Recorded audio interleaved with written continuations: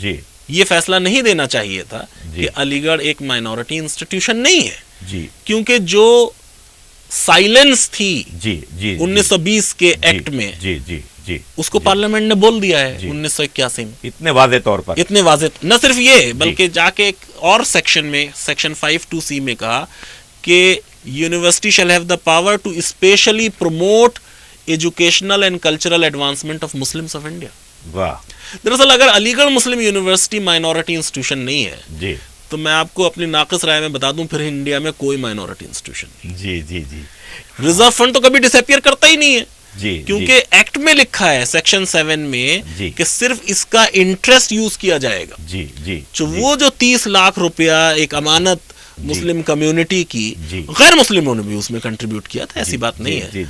تو راجہ آف دربھنگا نے کنٹریبیوٹ کیا, نظام نے, مہاراجہ آف پٹیالہ نے کیا, اور وہ اس پہ بھی سپریم کورٹ کے فیصلے ہیں. سپریم کورٹ نے یہ کہا ہے کہ یہ کہیں نہیں ہے کہ اگر غیر مسلم جو ہیں وہ انتظامیہ میں شامل کر لیے جائیں تو اقلیتی کردار ختم ہو جائے گا, یا غیر مسلم جو ہیں وہ اگر کنٹریبیوشن دے دیں تو اس سے اقلیتی کردار ختم ہو جائے گا. ایسا نہیں ہے. تو وہ ریزرو فنڈ وہاں موجود ہے. دوسرے جو 1920 کا ایکٹ تھا, اس ایکٹ میں ایک شیڈیول اور انیکسچر لگایا پارلیمنٹ جس میں 107 فاؤنڈرز کے نیم دیے ہوئے ہیں, فاؤنڈنگ ممبرز آف علی گڑھ مسلم یونیورسٹی. جو زمانے میں کوٹ تھی اس کے ممبرز کا دیے ہوئے وہ سب مسلمان ہیں. جی پورے 107 کے ساتھ. جی جی. اچھا پھر 1920 کے ایکٹ میں لکھا ہوا ہے کہ کورٹ کا جو بھی ممبر ہوگا وہ صرف مسلمان ہی ہو سکتا ہے 1920 میں. جی جی جی. اور یہ اپنے میں سے وائس چانسلر چنیں گے. جی جی. تو میں تو کہتا ہوں 1920 کے ایکٹ سے بھی علی گڑھ مسلم یونیورسٹی کا مائنورٹی کیریکٹر بہت ہی کلیئرلی اسٹیبلش ہوتا ہے. جی جی. لیکن اگر کوئی ڈاؤٹ ہے جو سپریم کورٹ نے کہا تو وہ اب پارلیمنٹ نے 1981 میں کلیریفائی کر دیا ہے. جی.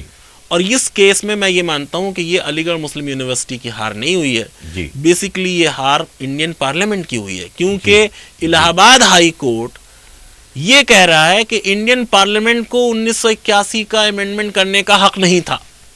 دس از کنٹیمپٹ آف پارلیمنٹ سر. اور وہ یہ کہہ رہا ہے کہ صاحب یہ جو 1981 کا ایکٹ ہے it is a usurpation of judicial power. Oh my god. یہ کہا ہے انہوں نے کہ it is a usurpation of judicial power. یہ ایک جسٹس ارون ٹنڈن تھے سنگل جج بینچ میں, پھر ڈویژنل بینچ میں chief justice a an array تھے. جی. جو بعد میں انڈیا کے چیف جسٹس بنے. نہیں وہ نہیں بنے انڈیا, وہ تو ہائی کورٹ سے ریٹائر ہو گئے, سپریم کورٹ میں نہیں آ پائے. ان کو سرپاس کیا ان کے فادر اے این رے جو تھے وہ ہندوستان کے چیف جسٹس رہ چکے تھے. اچھا. اور ان کا بھی ایک ججمنٹ میں نے کوٹ کیا الہ آباد میں. یہ بڑا انٹرسٹنگ پوائنٹ آپ نے اس وقت ریز کر دیا اے این رے کا نام لے کے. ایک بحث 1968 کے ججمنٹ میں سپریم کورٹ نے کی ہے اور بڑی بے بنیاد بحث کی ہے. سپریم کورٹ نے یہ کہا کہ صاحب long negotiations took place between the Muslim community and the government, جو کہ فیکٹ ہے, اس میں کوئی دو رائے نہیں ہے.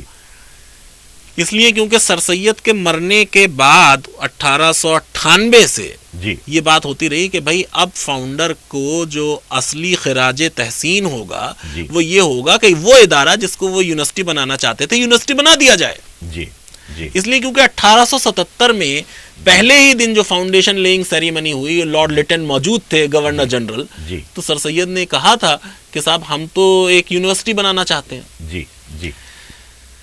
تو لانگ نیگوسیشنز ٹک پلیس, اور وہ نیگوسیشن بیسیکلی اس مدعے پہ تھے, اس پہ میں نے تحقیق کی ہے کہ مسلمان یہ چاہتے تھے کہ یہ ایک ایفیلیٹنگ یونیورسٹی بن جائے. اور چند لوگوں نے تو کہا کہ پوری دنیا کے سارے مسلم اداروں کو ایفیلیٹ کرے. جسٹس امیر علی نے یہ بات کہی, جنہوں نے بڑی مشہور کتاب لکھی ہے اسپرٹ آف اسلام, اور پریوی کونسل کے جج رہے ہوں. جسٹس امیر علی نے کہ پوری دنیا کے ہسٹری آف دا سیرسنز انہیں کی. اس کے یعنی یہ سمجھ لیجئے کہ ان کے بعد 100 سال بعد ایک آدمی جو ہے وہ پریوی کونسل کا مسلم جج بن پایا تھا. جسٹس امیر علی کے بعد. تو جسٹس امیر علی نے یہ بات کہی, اور زیادہ تر لوگوں نے یہ کہا کہ ہندوستان کے کسی بھی مسلم ادارے کو ایفیلیٹ کر پائے. حکومت نے یہ کہا کہ آپ کا اسٹینڈرڈ بہت ہائی ہے, جی ایم اے او کالج کا اسٹینڈرڈ بہت ہائی تھا جی اس لیے کیونکہ اس میں یوروپین پرنسپلس ہوتے تھے, فورن ججز ہوتے تھے, جی یعنی ان کے اپوائنٹمنٹس میں آپ یہ سوچئے کہ آئنسٹین وغیرہ کی ریکمنڈیشنس آتی تھیں, جی سی وی رمن وغیرہ سلیکشن کمیٹیز میں ہوتے تھے. جی تو انہوں نے کہا آپ کا جو اسٹینڈرڈ ہے وہ پورے ملک کے جو اور ایجوکیشنل انسٹیٹیوشنس ہیں ان کے اسٹینڈرڈس کے مقابلے میں بہت ہائی ہے. جی اگر آپ ایفیلیٹ کریں گے انسٹیٹیوشنس کو جی تو آپ اس اسٹینڈرڈ پہ کمپرومائز کریں گے. جی اچھا, یہ اس لیے کہا انہوں نے کہ اس بیچ انگلینڈ میں ایجوکیشن کمیشن کی ریکمنڈیشن آ گئی, جی اور ایجوکیشن کمیشن نے یہ کہا کہ بہتر ادارہ وہ ہے جو ایک ریزیڈینشیل یونیورسٹی ہوتا ہے, یونیفائڈ, جی جی اور وہ ادارے جو کہ ایفیلیٹنگ یونیورسٹیز ہوتے ہیں وہ بہتر نہیں ہوتے. جی جی ظاہر ہے کہ وہ پورے تمام کالجز وغیرہ کو ایفیلیٹ کرتے ہیں. مسلم کمیونٹی اس بات پہ راضی نہیں تھی, اس پہ بحث ہو رہی تھی, جی اور اس میں تقریباً لگ گئے آپ سمجھ لیجئے آلموسٹ کوئی 17-18 سال, جی جو لانگ نیگوسیشنز کا ذکر سپریم کورٹ نے کیا. جی لیکن سپریم کورٹ نے اس کو بنا کسی ایویڈنس کے, جی نہ کوئی آرگومنٹ تھا نہ کوئی ایویڈنس تھی, جی یہ کہہ دیا کہ صاحب long negotiations took place between the Muslim community and the government, جی اور ایک یونیورسٹی کے ایکٹ میں پروویژن ہے کہ علی گڑھ یونیورسٹی کی جو ڈگری ہے جی وہ گورنمنٹ ریکوگنائز کرے گی at par with other universities. جی جی تو سپریم کورٹ نے ایسا صاحب عجیب و غریب بات کہی کہ in lieu of recognition of degrees جی the Muslim community has surrendered its minority character. ارے تو یہ آرگومنٹ. جی اب اس آرگومنٹ کے جواب میں جی الہ آباد ہائی کورٹ میں, کیونکہ الہ آباد ہائی کورٹ بھی یہی بات کہہ رہی ہے, سپریم کورٹ کے فیصلے کو مانتے ہوئے جی بہت دلائل دی ہم نے, لیکن مینلی یہ بات کہی, نمبر 1, فنڈامنٹل رائٹس ویو نہیں ہوتے. یہ قانون کا بالکل جی کوئی بھی جنریشن, جی جی جیسے میں یہ کہوں گا صاحب مجھے نہیں چاہیے اپنا رائٹ ٹو ایکویلٹی, تو میں یہ کہہ ہی نہیں سکتا ہوں. جی جی جی پورے دنیا کے قانون میں یہ بات پرنسپل جو ہے مستند طور پہ موجود ہے کہ دیر از نو ویور آف فنڈامنٹل رائٹس. جی جی تو اس موضوع پہ جسٹس اے این رے جو یہ میٹر سن رہے تھے الہ آباد میں, انہی کے والد, ان کے بھی سیم انیشیلز تھے, اے این رے, اچھا جی جو انڈیا کے چیف جسٹس رہے تھے, اور ان کا 9 جج بینچ ججمنٹ جی سینٹ زیویئرز کا جی ہم نے کوٹ کیا, جس کا پیراگراف 161 میں یہی لکھا ہے جی کہ نو ون جنریشن جی can waive the right fundamental rights of future generation. تو ایزیوم بھی کر لیا جائے جی for the sake of argument جی جی کہ 1920 کے مسلمانوں نے یہ حق جو ہے اس کو ویو کر دیا, جی تو آج ہم ایسا کرتے. کتنی صحیح بات ہے. جی ہاں لیکن مور دین جی. دیٹ ایک تو ویور ہوتا ہی نہیں, تو یہ آرگومنٹ ہی غلط ہے. جی مور دین دیٹ کوئی فیکٹ نہیں ہے اس بات کا, جی. کوئی ثبوت نہیں ہے جی. کہ کبھی ریکگنیشن کی بات ہوئی ہو. جی ارے بھائی, ہم جب یونیورسٹی مانگ رہے تھے تو کیا ہم ایسی یونیورسٹی مانگ رہے تھے جس کی ڈگری ریکوگنائز نہیں ہوگی؟ مزہ کا خیز بات. جی اچھا, ڈگری ریکوگنیشن جو ہے یہ ایک ایگزیکٹو ایکٹ ہے, جی یہ گورنمنٹ کا پلیجر ہوتا ہے. جی جی اب اس کیس میں خاص طور سے لکھ دیا گیا, بہت سی ایکٹس ایسے ہیں یونیورسٹیز کے جس میں نہیں لکھا ڈگری ریکوگنیشن. جی جے این یو کے ایکٹ میں نہیں لکھا تو ان کی ڈگری ریکوگنائز نہیں ہے. جی اور میں نے صاحب علی گڑھ کے بہاف پہ, میں رجسٹر تھا اس وقت, جی آرگو کیا الہ آباد ہائی کورٹ میں کہ اس پروویژن کے ہوتے ہوئے بھی سیکشن 6 جی علی گڑھ کی 1 درجن ڈگری ریکوگنائز نہیں ہے. ایم ڈی بایو کیمسٹری, ایم ڈی دس, ایم ڈی دیٹ, کئی ایسی نہیں. اس لیے کیونکہ جو پروفیشنل باڈیز ہوتی ہیں وہ کہتی ہیں آپ کے اتنے پروفیسر نہیں ہیں, آپ کے اتنے ریڈر نہیں ہیں, آپ کے یہاں یہ لیب نہیں ہے, وہ لیب نہیں ہے. بھائی علی گڑھ مسلم یونیورسٹی میں یہ ایکٹ ہے, تو کیا اب علی گڑھ جو ہے اس کو بار کونسل کا اپروول نہیں چاہیے, میڈیکل کونسل آف انڈیا کا اپروول نہیں چاہیے, ڈینٹل کونسل کا اپروول نہیں چاہیے, آرکیٹیکچر کونسل کا اپروول نہیں چاہیے, اے آئی چاہیے سارے اپروول. تو whether you have section 6, you do not have section 6, it means nothing. اس لیے کیونکہ سیکشن 6 کے ہوتے ہوئے بھی علی گڑھ کی بہت سی ڈگریاں ریکوگنائز نہیں تھیں. جی جی اب وہ بعد میں ہوئی سبسیکوینٹلی. جی ہم نے وہ کیس کو ٹیک اپ کیا, ان کاؤنسلز میں گئے, جو اپوائنٹمنٹس کرنے تھے, اسٹاف رکھنا تھا وہ اسٹاف رکھا گیا. لیکن کسی بھی وقت دہلی یونیورسٹی میں وہ پروویژن ہے, لیکن بار کونسل نے کہا کہ صاحب یہ فلاں چیزیں میٹ نہیں کرتے, اس لیے ان کی LLB کی ڈگری ہم ڈی ریکوگنائز کرتے ہیں.